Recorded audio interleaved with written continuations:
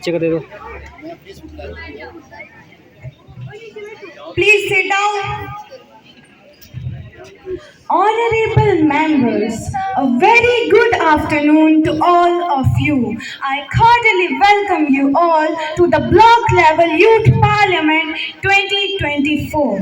I hope this session will be fruitful one as we will deliberate the important matters concerning the nation. Today's first business is the oath taking. Secretary General, please.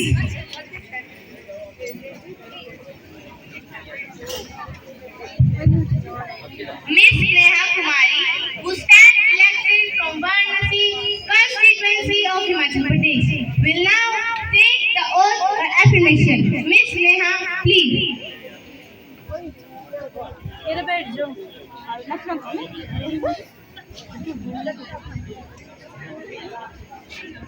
Madam, would you like to take the oath or affirmation? English language, would you like to take the oath?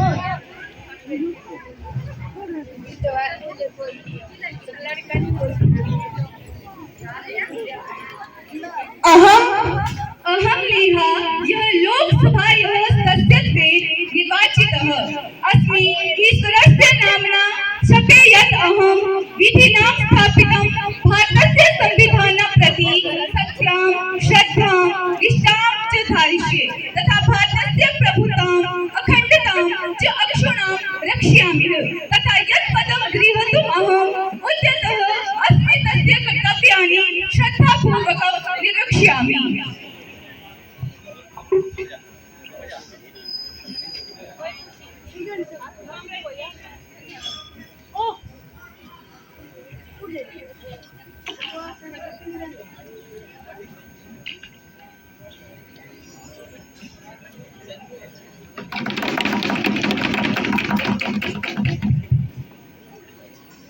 Miss Shalu Mehta, who stands elected from Shimla constituency of Himachal Pradesh, will now take the oath or affirmation. Miss Shalu, please.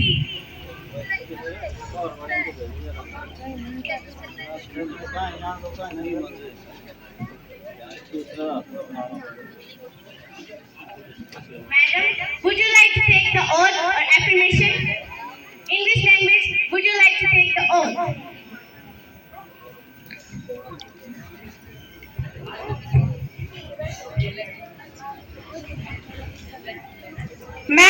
मैं शालू जो लोकसभा की सदस्य निर्वाचित हुई हूँ ईश्वर की शपथ लेती हूँ कि मैं विधि द्वारा स्थापित भारत के संविधान के प्रति श्रद्धा और निष्ठा रखूंगी।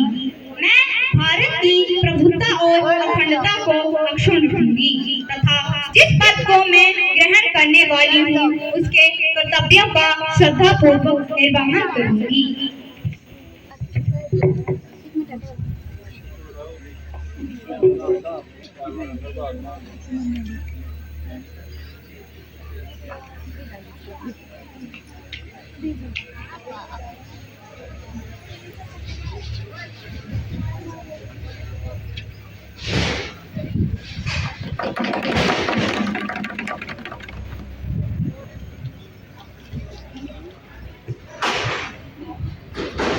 Honorable members, as we meet today, it is my sad duty to inform the House the demise of our ex-MP, Shri Sita Ram Yechuri. He was a committed social and a political worker who always struggled for the labor class. He was the great Marxist leader and the General Secretary of Communist Party of India, Marxist. He died at the age of 72 on 12th of September 2024. The country have great loss. Thank you. Now I request Honorable Prime Minister to express her condolence, please. Honorable Speaker, I personally feel great loss. I extend myself and my party members with the sorrow that the nation is feeling on the sudden demise of Sitaram Yechuri. He was such a good fellow, worked for justice suddenly died at the age of 72 after prolonged illness. I felt my heartiest condolences to bereaved family. Thank you, Honorable Speaker. Now I request Member of Opposition, Mr. Nageshwar, to express his condolence, please.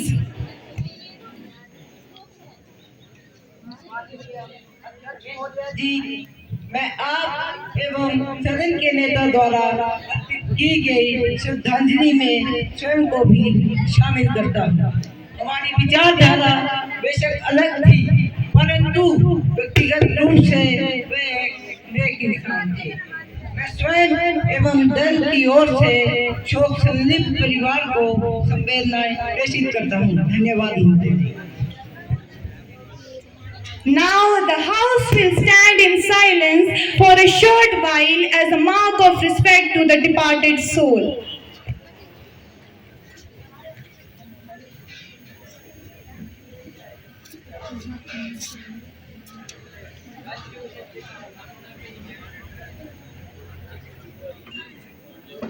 Thank you. Secretary General to convey the message of condolence of the House to the bereaved family. Okay, ma'am. Honorable Prime Minister to introduce the new ministers to the House. Honorable Speaker, I have immense pleasure to introduce you and through you to the House. Our new minister, Mr. Nati Kapoor, the Minister of Culture. Ms. Nitika Agrawal, the Minister of Minority Affairs. I hope they will definitely flourish the House as well as their ministry. Thank you, Honorable Speaker. We now move on to the question hour. Question number 101, Ms. Poonam Sinha, Leader of Opposition, please. धन्यवाद महोदया। कत्लेआम हो रहा है गौतम बुद्ध के देश में, कत्लेआम हो रहा है गौतम बुद्ध के देश में, अपराधी यहाँ घूमते हैं साधुओं के भेष में। शहादत पर सेकते हैं ये राजनीति की रोटियां, शहादत पर सेकते हैं ये राजनीति की रोटियां। कितना बदल हो गया है गांधी तेरे देश में, कितना बदल। मैडम ये क्वेश्चन आ रहे, कृपया आप प्रश्न पर आ जाइए। जी महोदया, मैं वही आ रही हूँ। माननीय अध्यक्ष महोदया के माध्यम से मैं प्रधानमंत्री जी से ये प्रश्न पूछना चाहती हूँ कि पिछले दिनों कोलकाता में एक प्रशिक्षु डॉक्टर के साथ बलात्कार और उसके बाद उनकी निर्मम हत्या कर दी गई। इस पर हमारी सरकार ने आपकी सरकार को कठोर केंद्रीय कानून और कड़ी सजा देने हेतु 2 बार पत्र लिखा, पर आपने इतने संवेदनशील मामले पर उत्तर न देना उचित समझा। क्या यही है आपका बेटी बचाओ बेटी पढ़ाओ अभियान? ऐसा लगता है अब ये बेटी पढ़ाओ बेटी मरवाओ अभियान लेकर आएंगे। इस विषय पर आप क्या संज्ञान लेते हैं? Honorable Prime Minister to answer, please. माननीय अध्यक्ष महोदया जी, प्रश्न नंबर 101 के संदर्भ में मैं माननीय सदस्य की याददाश्त के लिए बता दूं कि आपकी राज्य सरकार 48,000 बलात्कार व अन्य पोक्सो के मामले लंबित होने पर भी फास्ट ट्रैक अदालतों की स्थापना करने में आज तक सफल नहीं हुई। कृपया आज्ञा के मायाजाल से बाहर आए और धरातल। मैडम प्लीज बैठ जाइए। माननीय अध्यक्ष महोदया जी, राज्य सरकार की पुलिस व प्रशासन की विफलता को देखते हुए हमने इस केस को सीबीआई को सौंप दिया है और जल्द ही सीबीआई इस केस की जांच करके अपनी रिपोर्ट देगी और जो भी दोषी पाए जाएंगे उन्हें मृत्युदंड की सजा दी जाएगी।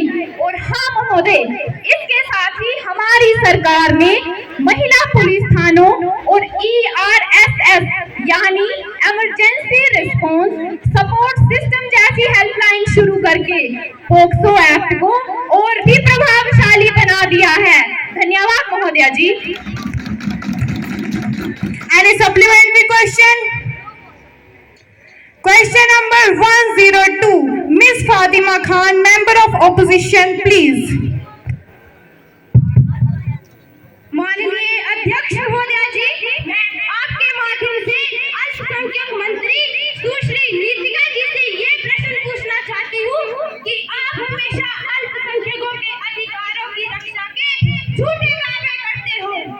आपकी सरकार वक्फ बोर्ड को तोड़ मरोड़ कर कमजोर क्यों कर रही है? ये हमारा धार्मिक मामला है और सन 1924 से ये एक्ट बना है। ये हमारी धार्मिक स्वतंत्रता अनुच्छेद 30 का हनन है। इस पर आप अपनी स्थिति स्पष्ट कीजिए। Minister of Minority Affairs, please. माननीय अध्यक्ष महोदया, मैं आपके माध्यम से नेता प्रतिपक्ष को ये बताना चाहती हूँ कि हमारी सरकार हमेशा से ही अल्पसंख्यकों के साथ खड़ी है और इनके हितों की आवाज को हमने प्रमुखता से उठाया है। आपकी सरकार की तरह नहीं वोट बैंक के लिए इस्तेमाल किया। हमारी सरकार वक्फ बोर्ड में जो गड़बड़ियां हैं उनको दुरुस्त करना चाहती है। अरबों की संपत्ति बोर्ड ने कब्जा ली है, जिसके सहारे कई तस्कर, गुंडे और भ्रष्टाचारी पैदा हो रहे हैं। हमें केवल सेक्शन 40 को लेकर आपत्ति है, जिसमें वक्फ को मनमानी शक्ति है कि अगर उन्हें लगे कि कोई संपत्ति उनकी है तो वे जांच कर सकती है और अपने होने का दावा भी कर सकती है। और हद है 1400 साल पुराना इस्लाम और तमिलनाडु के एक गांव में 1500 साल पुराना सनातन मंदिर, उस पर भी वक्फ ने दावा कर दिया है। हमारी सरकार वक्फ बोर्ड को कमजोर या खत्म नहीं कर रही, बल्कि जो विवाद इसके कारण पैदा हुआ उनसे बचना चाहती है। धन्यवाद महोदया। Any supplementaries? Yes, Mr. Nageshwar, please. मैं पूछना चाहूंगा, क्या यूपीएस में एनपीएस की बजाय कुछ बेहतर है? यदि हाँ, तो इस सदन को अवगत करवाइए। Minister of Minority Affairs, please. महोदया, संशोधन के बाद वक्फ बोर्ड संपत्तियों की बिक्री नहीं कर पाएगा और साथ ही हमारी सरकार ने गैर मुस्लिम व्यक्ति व मुस्लिम महिलाओं को भी वक्फ का मेंबर बनाया है, जिससे पारदर्शिता बने। आपकी सरकार ने तो 2013 में एक्ट बनाकर वक्फ बोर्ड की शक्तियों को गलत तरीके से बढ़ा दिया था, जिसका परिणाम आज सारा देश भुगत रहा है। आप भारत के मुसलमानों को गुमराह न करें, उन्हें अपने अच्छे और अपने बुरे का पता है। धन्यवाद महोदया। Question number 103, Miss Kavita Verma, please. माननीय अध्यक्ष महोदया, मैं आपके माध्यम से माननीय वित्त मंत्री जी से यह पूछना चाहती हूँ कि कर्मचारी किसी भी देश के विकास की गाथा लिखने वाला होता है, इसलिए वे अपना घर परिवार सब कुछ छोड़ देता है, परंतु महोदया उसकी पुरानी पेंशन को छीनकर पहले एनपीएस और फिर काफी माथापच्ची करने के बाद उसे यूपीएस यानी यूनिफाइड पेंशन स्कीम को दे रही है। महोदया, आज क्यों इतने कर्मचारी सड़कों पर है और इनकी पुरानी पेंशन कहाँ है? कर्मचारियों की पेंशन का पैसा ये अंबानी और अंडानियों को दे रहा है। इनकी सरकार Please maintain silence. Continue. महोदया, क्या ये कर्मचारी के साथ अन्याय नहीं है कि एक दिन की सांसद बनने पर लाखों की पेंशन तथा 60 वर्ष तक काम करने पर उन्हें केवल 1500 या 1800 दे रही है? ये कहाँ का न्याय है? है नहीं पेंशन आग का दरिया, है नहीं पेंशन आग का दरिया, पार नहीं कर पाओगे। इससे बचकर निकलो जल्दी, इससे बचकर निकलो जल्दी, वरना तुम जल जाओगे। The Minister of Finance to answer, please.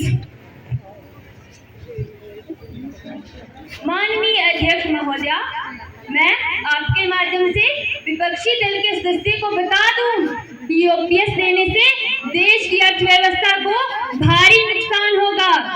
हम कर्मचारियों की भावनाओं का सम्मान करते हैं, इसीलिए एनपीएस के साथ हम यूपीएस का अवसर भी लाए हैं। अर्थव्यवस्था की बड़ी चिंता है। कृपया करके मुझे बोलने का अवसर प्रदान कीजिए। आपको बीच में बोलने की इजाजत नहीं। आपने कर्मचारियों को आदेश दिए हैं। आप बैठ जाइए। Please maintain silence. कंटिन्यू। अध्यक्ष महोदया, यूपीएस एक अच्छी स्कीम है। इसमें कम से कम 10,000 रुपए मासिक पेंशन है और 25 साल तक सेवा देने पर बेसिक का 50% पेंशन मिलेगी। धन्यवाद महोदया। Any supplementaries? Yes, Mr. Nageshwar. क्या यूपीएस में एनपीएस की बजाय कुछ बेहतर है? यदि हाँ, तो इससे सदन को अवगत करवाइए। Minister of Finance to answer, please. जैसा कि मैंने पहले स्पष्ट किया है, यूपीएस में कम से कम 10,000 रुपए मासिक पेंशन है। इसमें कर्मचारियों के नौकरी के हिसाब से फॉर्मूला लगाया है कि यदि किसी कर्मचारी का मूल वेतन 86,000 रुपए प्रतिमाह है तो 1/10 फॉर्मूले से 3.9 लाख और 18 साल की सेवा पर 36% रियायत से 30,960 रुपए प्रतिमाह पेंशन मिलेगी। इसमें यदि किसी कर्मचारी की सेवा काल में मृत्यु हो जाती है तो उसके परिवार को 60% पेंशन मिलेगी। धन्यवाद महोदया।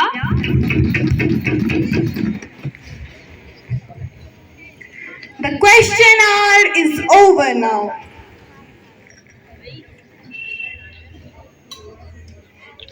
मैं सदन को बताना चाहूंगी कि आज हमारे मध्य 2 विशिष्ट अतिथि सदन की कार्यवाही में मौजूद रहेंगे। कृपया आप इनका स्वागत करें।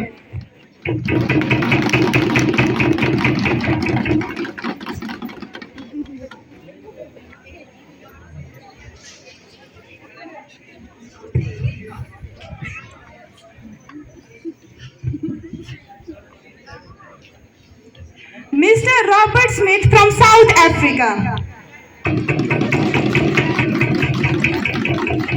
He is a governor of the Cape Town provinces and he also got many national awards.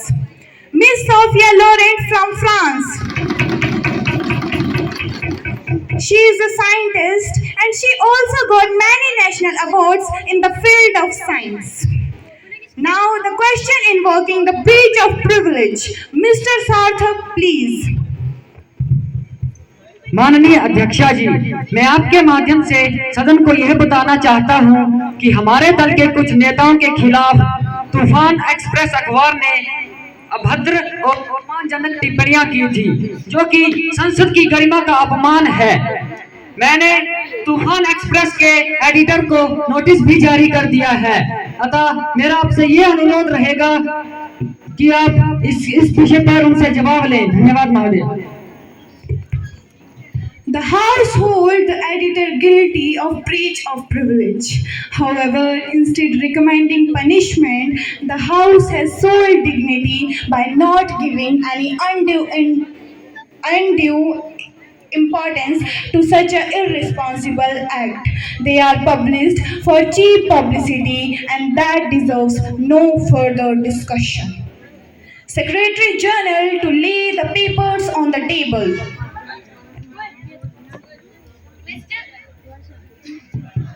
Mr. Amit Thakur, Minister of Information and Broadcasting, lay on the table in Hindi and English version the autonomy for Akashvani and Doordarshan. Mr. Amit Thakur, please. माननीय अध्यक्ष महोदया जी, मैं अमित ठाकुर आकाशवाणी और दूरदर्शन की स्वायत्ता से संबंधित दस्तावेजों की प्रतिलिपि सभा पटल पर रखना चाहता हूँ। Sorry sir, it is not mentioned in today's business, so permission can't be granted. धन्यवाद महोदया जी।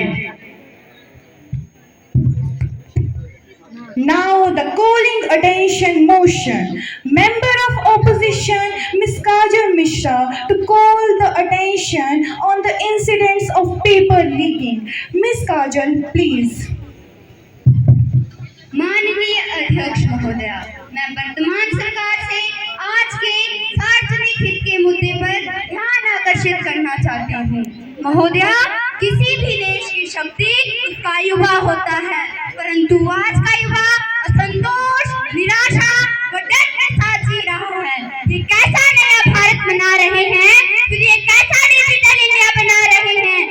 एक मेहनती बच्चा अपने परिवार से हजारों मील की दूरी पर किराए का कमरा लेकर और घंटों लाइब्रेरी में बैठकर प्रतियोगी परीक्षा की तैयारी करता है और अपने सपने को पूरा करने के लिए कई बार तो जमीन भी बेच देता है, परंतु वह परीक्षा का इंतजार करता ही रह जाता है और परीक्षा का पर्चा पहले ही लीक हो जाता है। नहीं, लीक कर दिया जाता है। सरकार आनंद फानन में या तो परीक्षा रद्द कर देती है या विद्यार्थियों को ग्रेस मार्क्स देकर पल्ला झाड़ लेती है। अध्यक्ष महोदया, NEET 2021 paper leak, JEE 2021 paper leak, BPSC 2022 paper leak, ABPSC 2022 paper leak.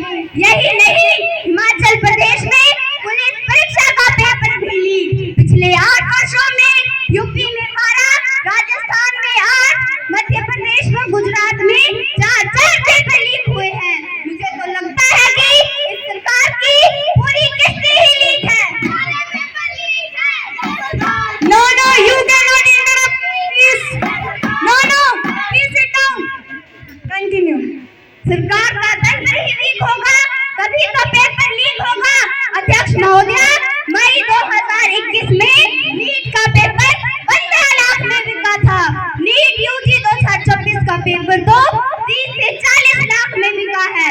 मैं माननीय गृह मंत्री जी से ये पूछना चाहती हूँ कि सीबीआई, आईबी और ईडी जैसी एजेंसियां केवल पक्ष को डराने व धमकाने के लिए रखी है।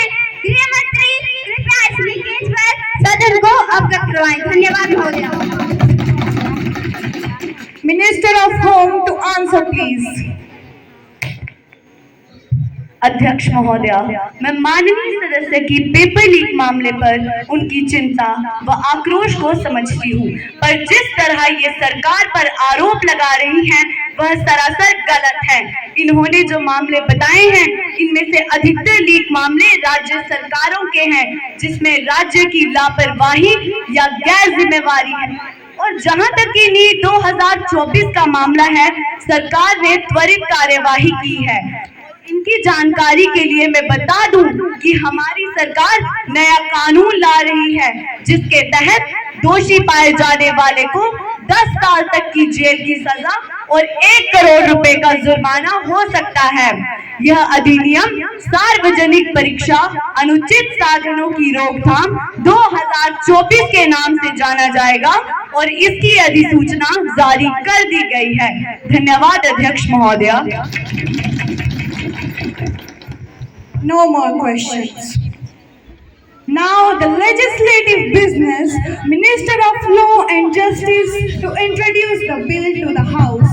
Minister of Law and Justice, please.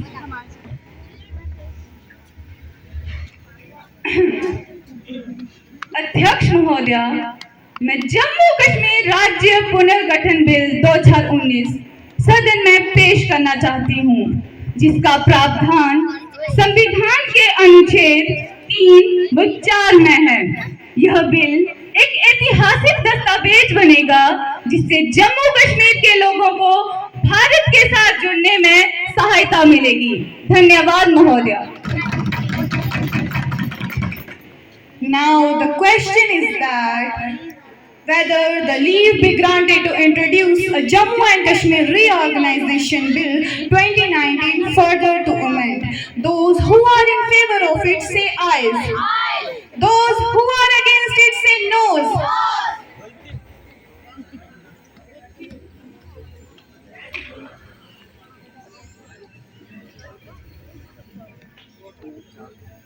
I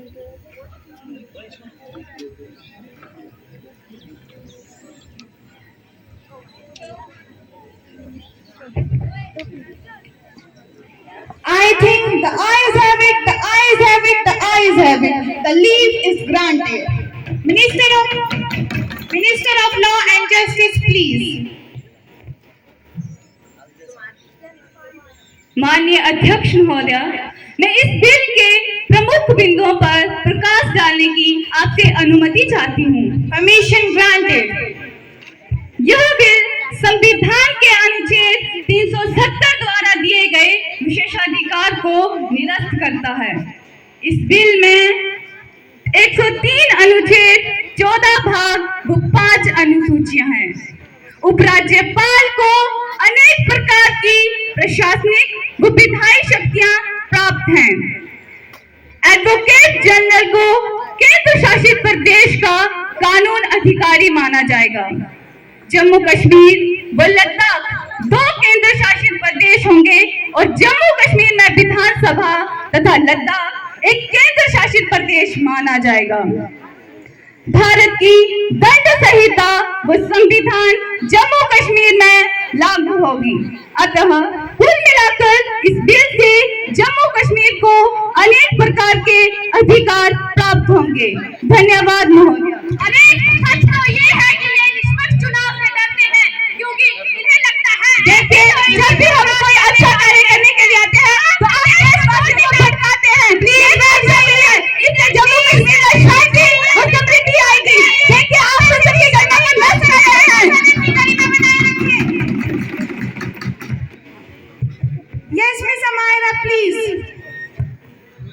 माननीय अध्यक्ष, मैं आपके माध्यम से माननीय कानून मंत्री जी से यह जानना चाहती हूँ, यह बिल जम्मू कश्मीर के लोगों को बांटने का काम करता है, साथ ही यह जम्मू कश्मीर की शक्तियों को कम करता है। एक यूटी में विधानसभा और एक यूटी में केंद्र का शासन, इसके पीछे आपकी क्या मंशा है? और आपने पुराने जम्मू कश्मीर के 14 जिलों को बढ़ाकर 28 कर दिए हैं। इतने वित्तीय संसाधन आपके पास कहां से आएंगे? इस बिल को ना तो जम्मू कश्मीर के लोग स्वीकार करेंगे और ना ही देश स्वीकार करेगा। मैं इस बिल का विरोध करती हूँ। Minister of law and justice, please.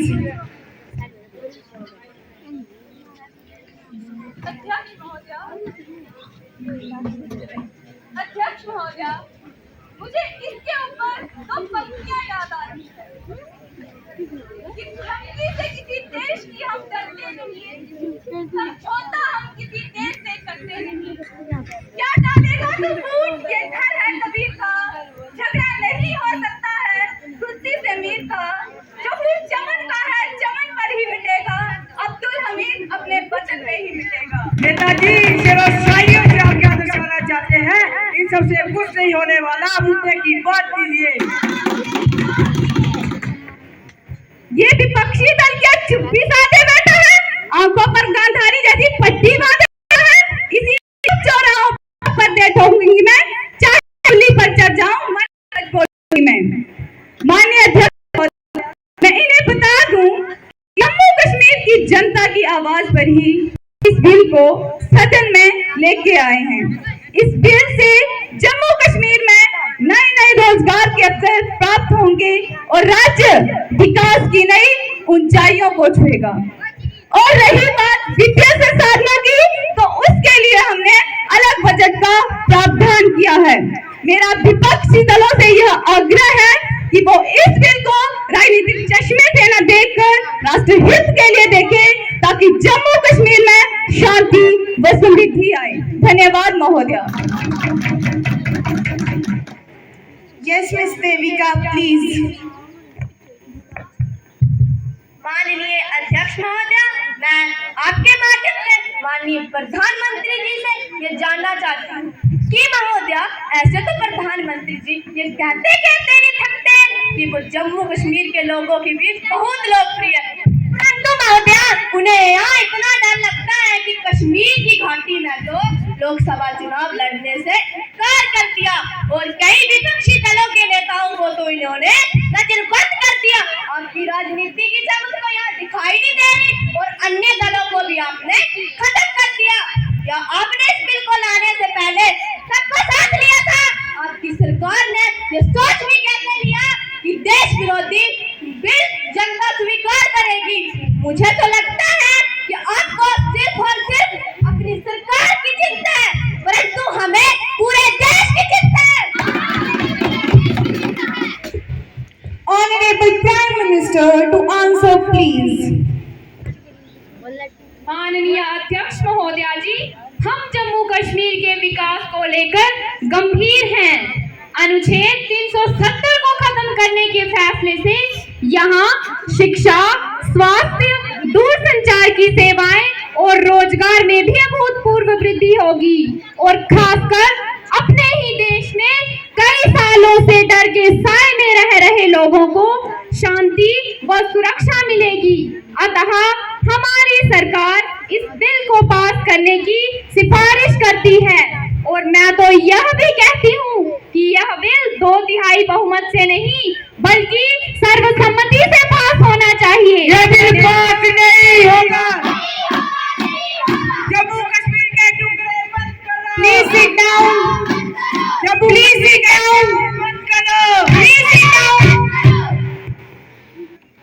Now the question is that whether the Jammu and Kashmir Reorganization Bill 2019 will be taken into consideration. Those who are in favor of it say ayes. Those who are against it say noes.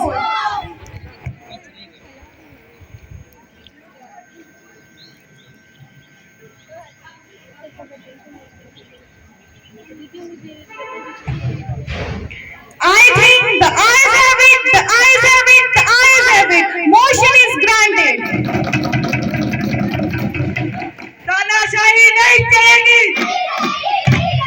तानाशाही नहीं चलेगी। गरिमा को बनाए रखिए। कृपया बैठ जाइए। Please बैठिए।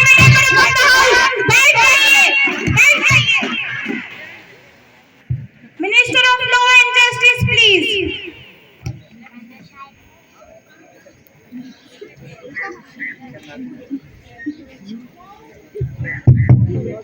मैं समस्त सदन की धन्यवादी हूँ जिन्होंने सदन में शांतिपूर्वक ध्वनि मत की। मैं समस्त देशवासियों को इस बिल के पास होने पर बधाई देती हूँ। मेरा विपक्ष से भी आग्रह है कि वो भी इस बिल को पास कर दे। धन्यवाद महोदया। Now the question is that whether the Jammu and Kashmir Reorganization Bill 2019 is passed. Those who are in favor of it say ayes. Those who are against it say noes.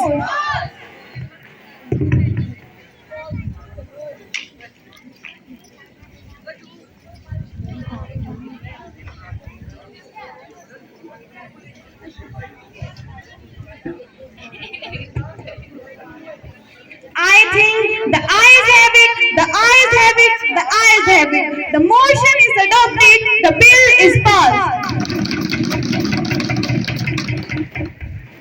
Patwa सरकार। पटवा सरकार। चुप हो जाइए। पटवा सरकार। सदन की गरिमा को बनाए रखिए। Congratulations to all the members of the House to create history in the betterment of the nation and the welfare of the people. The House is adjourned till 11 a.m. tomorrow. Thank you.